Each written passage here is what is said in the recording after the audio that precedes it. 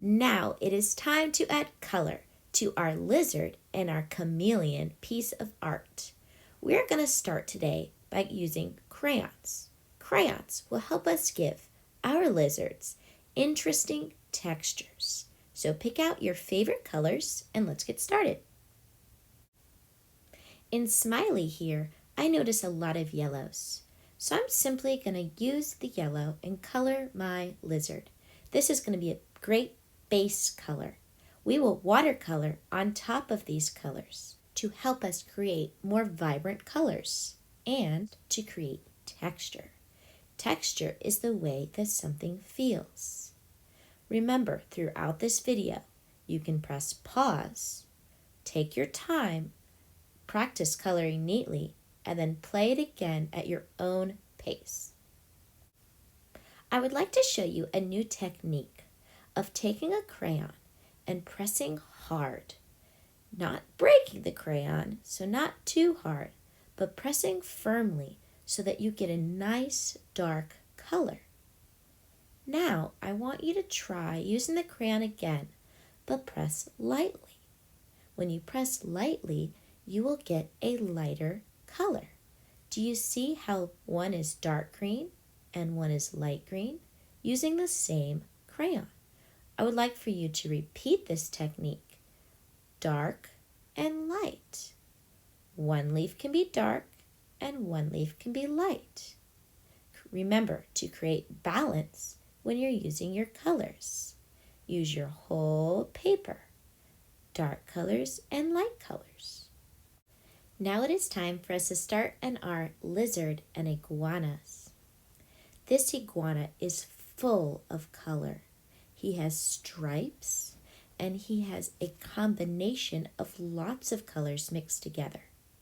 So, with the crayons, just add some color to your iguana with your striped pattern or whatever pattern you chose to create. Practice pressing hard and soft. You can make hard outlines. You can add dots for texture. Look at the texture here on this iguana. How can you recreate that in your artwork? The last thing I want you to do with your crayons is I want you to practice tracing. Tracing is when you follow a line. Tracing with a dark color like black creates what we call contrast. Contrast is when something stands out. We are creating contrast on our branches and our Y shapes. I'm also going to create this contrast on my eyes so they stand out against the watercolor. It's time to put your crayons away and grab your watercolor paints and a small bowl of water. Remember, your computer should be nowhere near your watercolor supplies. Make sure you're being very careful. Open your watercolors and let's get out our brush. Our brush should be nice and clean because we take good care of our art supplies. Get yourself set up. Remember, it's okay to pause the video. These are called watercolors, and the key word is water. Water is like our secret ingredient. You must use lots and lots of water. Swoosh, blot, 1, 2, 3, and you can begin painting. You will notice watercolors on top of crayons create something we call resist. Do you see how the paper is changing to green? But where I use the crayon, it is staying pink. The crayon is resisting the color of the water. This creates a very interesting texture on our paper. Texture creates our artwork to be more interesting. As artists, we look for ways to make our artwork more interesting. Notice how my green and my yellow colors are blending together. Practice controlling your paintbrush. This is not a pencil. Artists can hold their paintbrushes from the back or the middle and use their whole arm to make brush strokes and to paint. Not just move your little fingers, but your whole arm. Use this time to practice controlling your paintbrush. You can make all different kinds of colors and use different techniques. Try new things.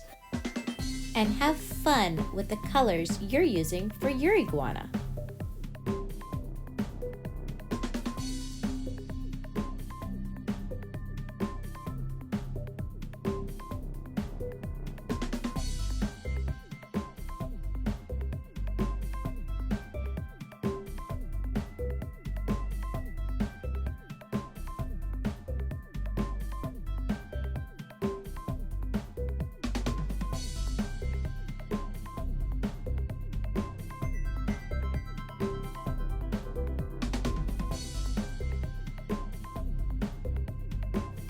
When you are creating your lizard, be inspired by Smiley.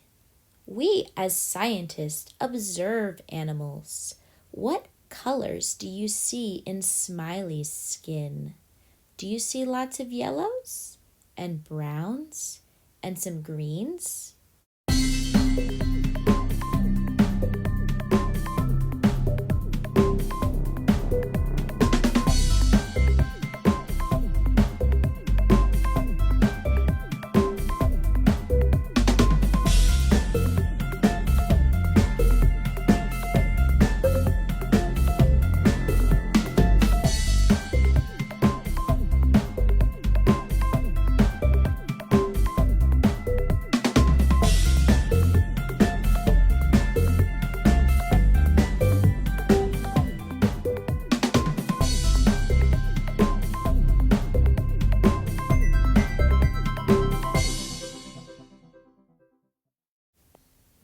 Notice down here on my face, you see how I colored it yellow?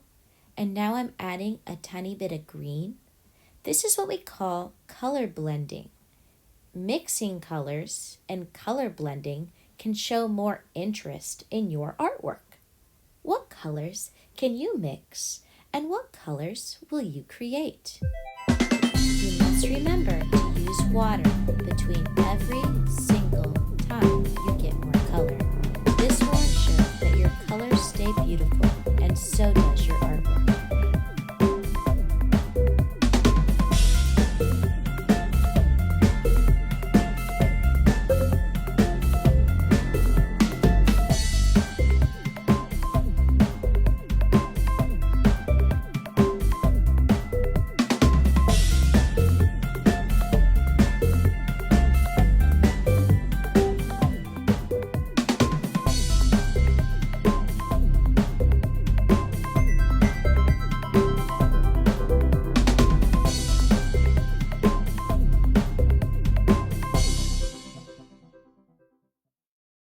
I'm going to fill in the rest of my space with just some dots.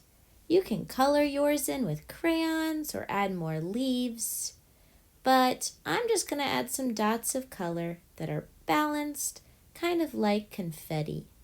Remember, I'm not making a mess because I have my computer that's very close to me. Be careful. Enjoy your time making your art. Post it on Seesaw when you're done, and I can't wait to see your creations. When you are finished, remember to clean your brush with clean water from the sink. Let your watercolors sit until they are dry, and then put them somewhere safe, like inside your science and art bag. We will use these the next time we make art together.